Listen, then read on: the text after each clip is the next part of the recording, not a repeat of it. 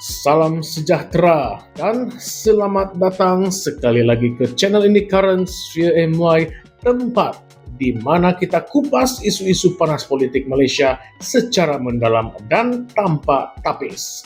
Hari ini kita akan masuk ke satu topik yang betul-betul menggemparkan politik Sabah, yaitu dakwaan tentang perjanjian air bernilai 1,5 bilion ringgit.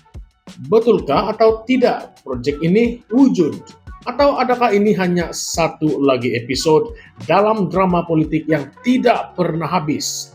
Mari kita bongkarkan segalanya di dalam video kali ini. Baiklah, kita terus ke cerita sebenar.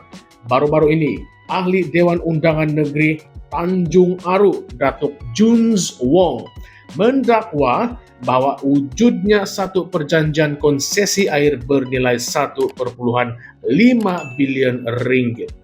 Dakwaan ini bukan main-main kerana beliau menuntut penjelasan daripada Menteri Kewangan Sabah, Datuk Seri Masidi Manjun, dan juga Menteri Kerja Rakyat Negeri, Datuk Syahelmi Yahya. Tapi sebelum kita pergi lebih jauh, mari kita fikir sebentar. Kenapa tiba-tiba isu ini muncul?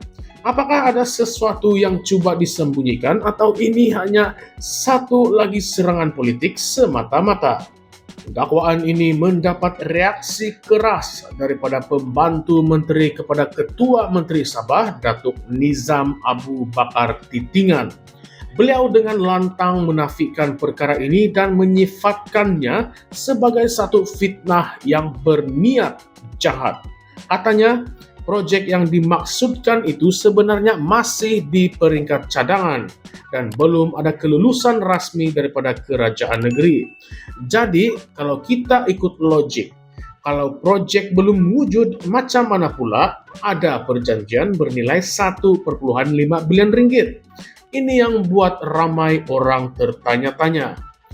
Datuk Nizam turut menjelaskan bahawa surat niat ataupun letter of intent yang dikeluarkan bukan bermaksud proyek itu sudah pun diluluskan. Sebaliknya, ia hanya bertujuan untuk membolehkan kajian dijalankan oleh syarikat yang terlibat. Menariknya, kajian ini pula dibiayai oleh syarikat itu sendiri dan tidak menggunakan dana awam. Jadi kalau ikut kenyataan ini, nampaknya kerajaan negeri tidak keluarkan 1 sen pun untuk proyek ini. Sekurang-kurangnya lah buat masa ini.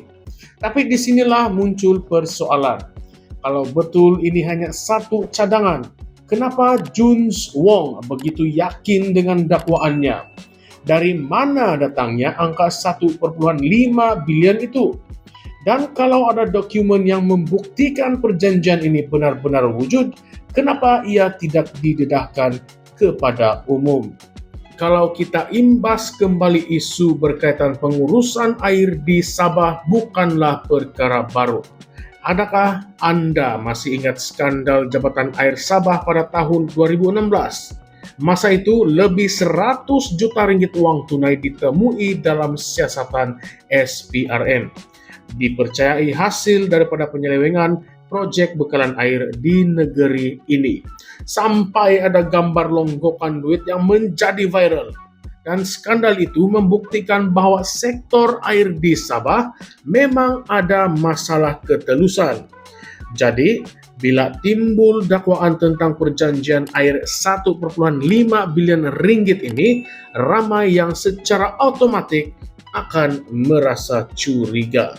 Selain itu, semasa kerajaan warisan berkuasa dari tahun 2018 hinggalah tahun 2020, terdapat beberapa proyek air yang dikatakan tidak diselesaikan dengan sempurna. Akibatnya, banyak kawasan luar bandar di Sabah terus mengalami masalah bekalan air yang berlarutan. Jadi adakah dakwaan terbaru Juns Wong ini sebenarnya berpunca daripada pengalaman lalu yang menunjukkan bahwa proyek air di Sabah memang sering bermasalah? Atau ini hanyalah satu serangan politik untuk menjatuhkan kerajaan negeri sekarang? Apapun, Datuk Nizam tidak berdiam diri. beliau mencabar Jun Suong untuk mengemukakan bukti kukuh jika benar-benar ada perjanjian seperti yang didakwanya. Katanya, jangan sekadar menuduh tanpa asas. Tunjukkan dokumen, buktikan kesahihan, dan biar rakyat sendiri yang menilai.